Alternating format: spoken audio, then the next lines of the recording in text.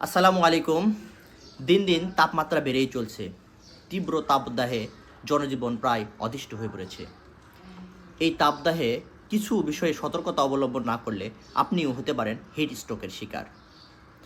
আমরা সাধারণত ব্রেন স্ট্রোকের নাম শুনেছি এবং কম বেশি এটা সম্পর্কে সবাই জানি, কিন্তু হিট স্ট্রোক সম্পর্কে এখনও অনেকের মধ্যেই কিছু অজানা বিষয় রয়ে গেছে। আজকে আলোচনা হবে হিট স্ট্রোক নিয়ে। সাধারণত আমাদের শরীরের তাপমাত্রা বেড়ে গেলে অথবা পারিপার্শ্বিক তাপমাত্রা কখনো বেড়ে বা কমে গেলে আমাদের শরীরে থার্মোরেগুলেটরি মেকানিজমের মাধ্যমে এটা তাপমাত্রাটা নিয়ন্ত্রণ হয়। কিন্তু যখন তাপমাত্রা অনেক বেশি বেড়ে যায়, সাধারণত 40 ডিগ্রি সেলসিয়াস বা 104 বা 105 ডিগ্রি ফারেনহাইটের বেশি তাপমাত্রা হয়, তখন আমাদের শরীরের থার্মোরেগুলেটরি সেন্টারটা তাপমাত্রাটা নিয়ন্ত্রণ করতে পারে না। সাধারণত আমাদের শরীর ঘামের মাধ্যমে তাপমাত্রাটা নিয়ন্ত্রণ করে ফেলে। যখন কারো হিট স্ট্রোক হয় তখন সাধারণত তার শরীরে আর ঘাম হয় না। চলুন আমরা জেনে নেই হিট স্ট্রোকের কিছু লক্ষণ।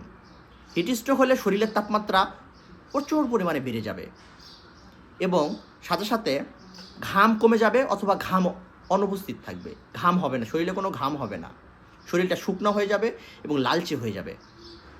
হার্টবিট বেড়ে যেতে পারে, সাথে লোকটি বা যে হিট স্ট্রোকের শিকার হবে সে উল্টাপাল্টা কথা বলতে পারে এবং অজ্ঞানও হয়ে যেতে পারে।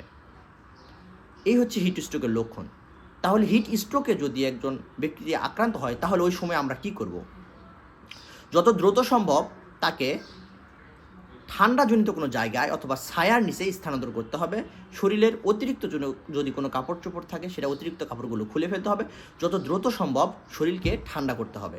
কিভাবে শরীরকে আমরা ঠান্ডা করতে পারি?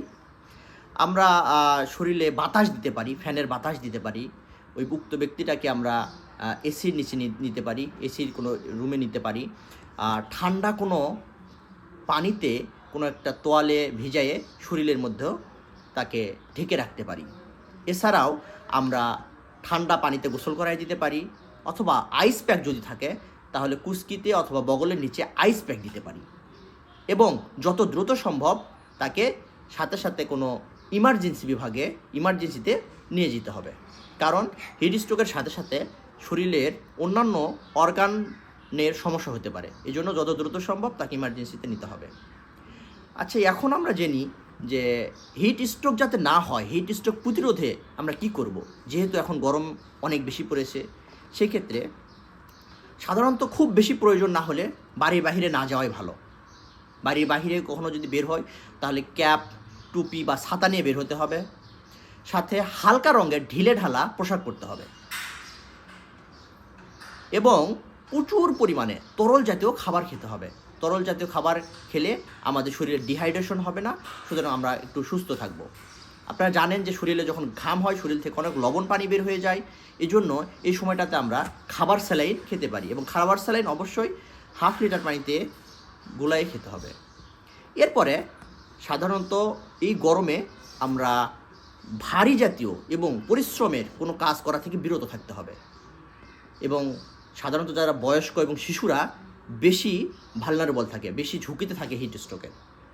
তো আসুন এই গরমে এই তাপদাহ থেকে রক্ষার জন্য আমরা সবাই এই বিষয়গুলোর প্রতি খেয়াল রাখি, সবাই সুস্থ থাকি।